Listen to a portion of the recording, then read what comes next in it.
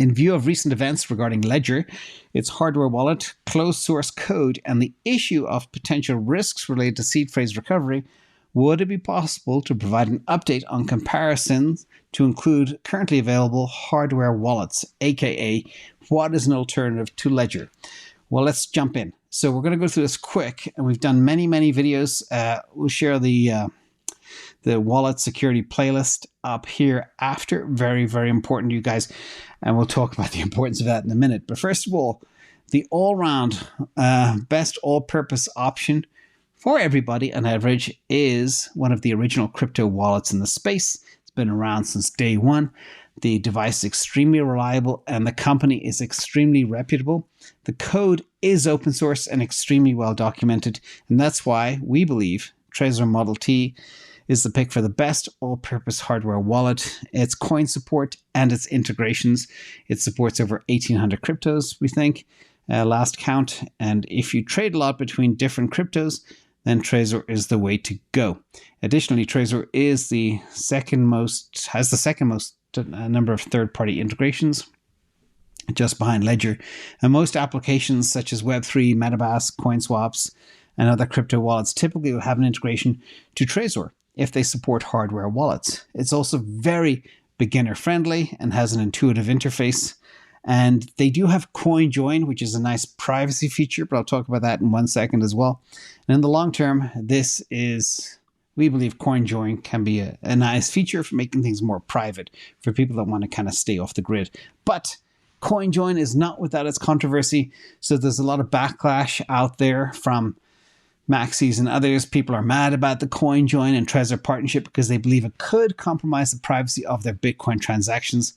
And not really.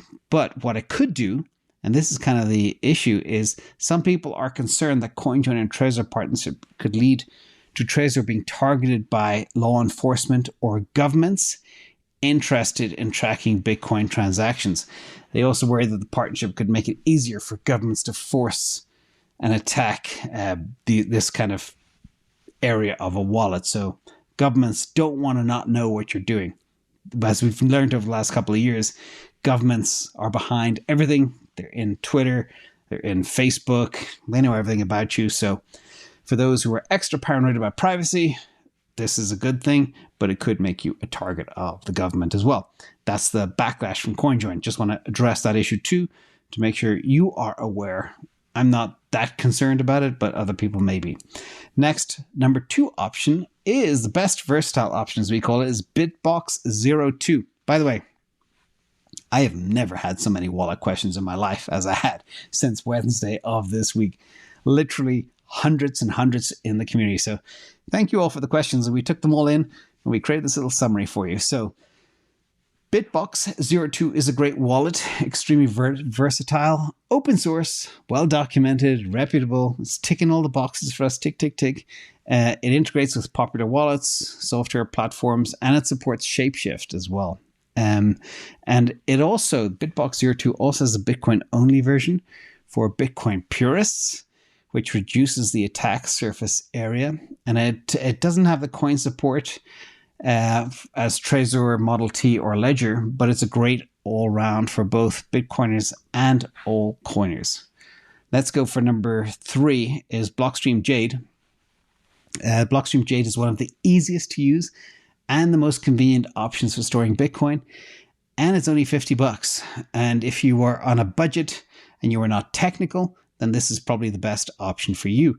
And the only thing to note with Blockstream Jade is it's Bitcoin only. So you'll have to get another key for your other coins going forward. But as I say, sometimes it's not bad practice to have multiple keys. But again, make sure your OPSEC is buttoned up. Next, best minimalism option. Coldcard Mark IV is our minimalist option. And in security, minimalism is always the best, as there's not much more minimal than the Coldcard. And Coldcard is often regarded as one of the top choices for advanced security-focused users. It's completely air-gapped, open-sourced, and well-documented. However, it's not for beginners or the non-technical. So be careful of that as well. Now, this is one that we had a lot of questions about, and we did a video on this in a Q&A a few months ago. I don't remember where it was, but it's somewhere. So search Airgap and how to build your own wallet, etc. But this is pretty cool. It's airgap.it is the best DIY option, by the way. And by the way, if you've got any of these old things lying around, as I mentioned, you can build your own, which is really cool. So it is open source iOS and Android software that turns your old phone into an offline hardware wallet. It supports a variety of crypto assets, including Bitcoin, Ethereum, Cosmos, Polkadot, Trezor, Kusama, and a few others. And the software is free. You do need to pay, I think, for a compatible iOS or other Android phone that you can use as a deactivated device. And it's not too complex to set up. But if you have an old device sitting at home, as everybody does, I can't tell you how many I probably have, this is a great option. You basically do everything for free. Now, a quick flow through for those who want to set it up. It's super easy. You download the Airgap Vault to your offline device. You download it to your online device. Remember, you need 2 devices. And just follow these instructions, pause the video, etc. The online device creates a QR code, scan it, done, bingo. It's pretty neat, pretty easy, and it's worth playing around with again, but you don't even have to be that technical to do this too.